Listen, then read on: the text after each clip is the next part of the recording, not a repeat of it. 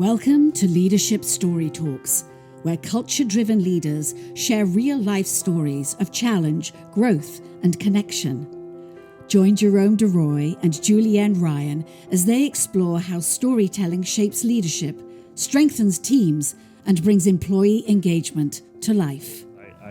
I reject the notion of work-life balance. And the reason why, it's because I feel like just that statement presumes that a third of your life, really, that is working time, roughly, if you think about 8 hours, is not part of your life. No, it's all part of your life. You just need to learn to find the balance of work activities and non-work activities. And so we look for life balance. All right. Well, that was Carlo Odicino telling us why he rejects the term work-life balance. So, any thoughts? I admire what he said, and he brought it to the forefront, because I think that's a big misnomer in our culture, that things are divided and compartmentalized, and it is a balancing act, and there's it's an act of choices and how we work, and a lot of times they're challenging ones. So I like the fact that he just called it what it is. Mm-hmm. Yeah, absolutely. So what it reminds me of, in that, so he came from the life sciences background, pharma, healthcare, et cetera, biotech. And one of the things that I remember from that interview is that, we talked about people working in a field where there's a lot of, where it's very purpose driven, so they're not selling t-shirts, they're not, manufacturing widgets, et cetera, but rather they are attracted to that field, probably, well, a lot of times because something happened even in their own lives, or a loved one is ailed with some kind of disease that they might actually be able to do something about by working with a company in the life sciences. And it was interesting because this whole notion of work life and how you balance the two in that particular field, I thought the conversation was great around that, because when you're so driven by what you do and you're so passionate by what you do, and so much is at stake, it's hard to stop.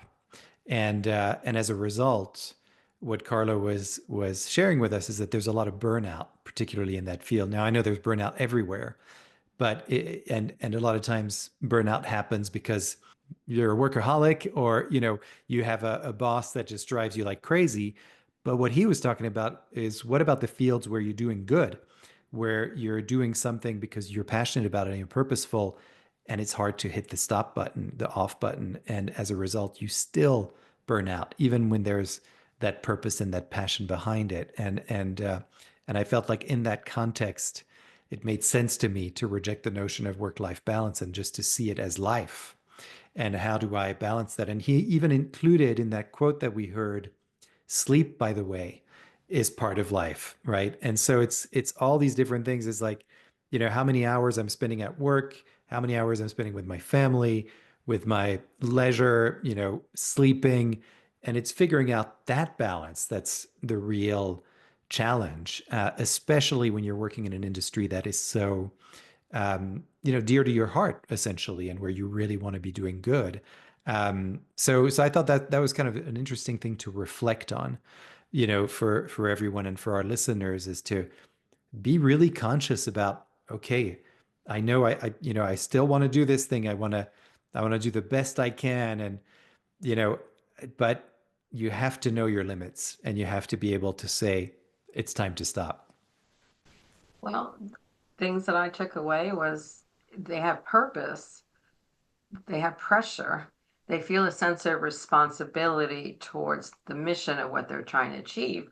But the pressure is also the funding, and the fact that if they're not in the market at a timely basis, it impacts their funding, it impacts their visibility to be used. So there's so many variables at foot.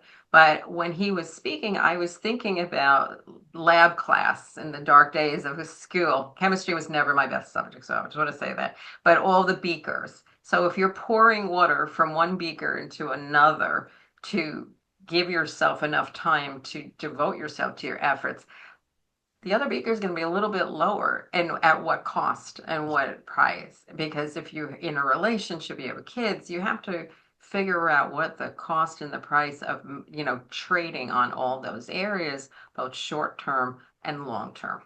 So, Yeah. and that's not something that we're taught as a discipline in school or in the workplace. And it's sometimes hard to find good examples of that behavior. So, of where somebody works hard, achieves, and leads, but also knows the value that they need to go in for the long haul, Mm.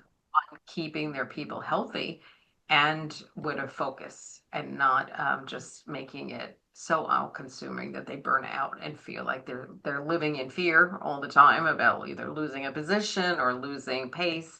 But there's a lot to it. We have not yet conquered that lesson, or I don't think we will for some time.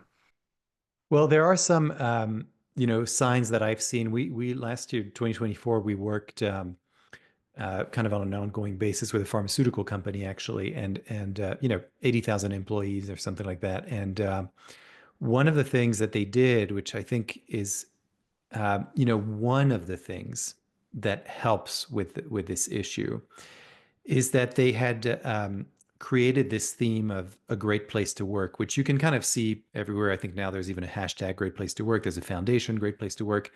And so it's something that, you know, organizations are striving to do. But what does it mean, a great place to work? And in this particular company, because there is that purpose, because there's that sort of, we're going to put drugs on their market that are potentially life-saving, and that's really important to everybody that works there. It was important for them to have a moment of acknowledgement of people in the company that contributed to make this company a great place to work, and how they did that. And so much of it was about finding ways to pause, finding ways to give people a breather, and finding ways to celebrate the achievements rather than sort of, what, we achieved that. Okay, now next, let's go right on to the next one. No, wait a second. Let's take a pause. Let's celebrate this thing. Maybe you even take a day or two off, and then let's get back into it afterwards. That was one of their responses to these high levels of burnout that we see, which I thought was interesting. And the way that they did that is that they did it through storytelling. So you heard stories that were broadcast to the entire 80,000 strong employee force, um, stories about what was going on in China and how they celebrated over there their achievements, what was going on in France, what was going on in the UK, what was going on in the US, in different things, and how their purpose and their values were lived and brought to life. And it wasn't just the leaders that were telling stories. It was different people, even from factories, the ones that manufacture the drugs, that were coming on. I remember there was a 19-year-old who came on to this webinar, broadcast to 80,000 people. That's a pretty big thing. This Oh guy's not yeah. a speaker, right? He's not a trained speaker. And he came on and he told a beautiful story. And there he was with, the number two of this huge pharmaceutical company, and they're both conversing. And so for me as an employee, if I'm an employee of that organization and I'm seeing that on my screen, I'm like, wow, this is a pretty cool company that I work for. I can see that it's a great place to work. And I can see that I might be the person who could be on that talk with the number two or the CEO of the company, because my story matters. And I think that goes a really long way towards avoiding this sort of point where you hit that wall. And really kudos to this company for A, bringing us in. That's great, more work for us. But B, more importantly, really recognizing that there's more than one way to engage people in an organization, and to, you know, rather than just saying, just take the day off, you need the day off. No, there's other things you can do. You can celebrate, you can take a pause, you can share with others, and you can do it in such a way with technology that's pretty easy. That was a 1 hour thing that was broadcast to 80,000 people, had a huge impact.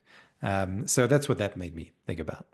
Yeah, yeah. And I think we all need wise people to be able to rise up and speak up in organizations, maybe locally in your group, or to make call outs when we see, like, dissonance. Like we have the posters, we have the things we've aspired to, and then to remind us if we don't see the case. One man talked to me recently. He was at a pharma company and he was talking about, and I was at that place, so I could see all the beautiful grounds. And he says, I've been here 3 weeks. I've never seen somebody stand outside for more than 5 minutes unless they were in front of their car. They invested all the parkland. So encourage your people or encourage little things, achievements, even if it's not an everyday, but to be much more conscious of making that change and using stories to tell people this is where the difference is, and this is what we achieved because we'd approached this situation in a more positive and healthy way. Yeah, absolutely. No, that's great. Well, hopefully we've given our listeners a couple of practical insights here on achieving that life balance, is what I'm going to start saying now. And yeah, thanks for your own reflections and thoughts. Anything else that you wanted to say before we sign off? We're good. We're gonna probably put a phrase or two in the a thinking prompt in the story notes about something to keep as your mantra to question during the day about life-work balance. So we'll put that in the prompts. Yeah, I like that. Fantastic. Well, listen, as Jules just said right now, definitely go to our website, narrative.com, narrative.com/podcast. That's where you'll find this podcast, and that's where you'll find these prompts and many other resources that will really help you to find your story and get you on your way to tell stories that matter. And of course, if you need help in doing that, we're always happy to support you. That is what we do. We do it in one-on-one coaching. We do it in group training. So don't hesitate to come and ask us any question you have. We're always happy to listen to you. So thank you so much for listening once again. Thanks, Jules, for being my wonderful co-host. And we'll see you all next time. Thank you. For more information on the narrative listening and storytelling method and how it can help your business, go to narrative.com.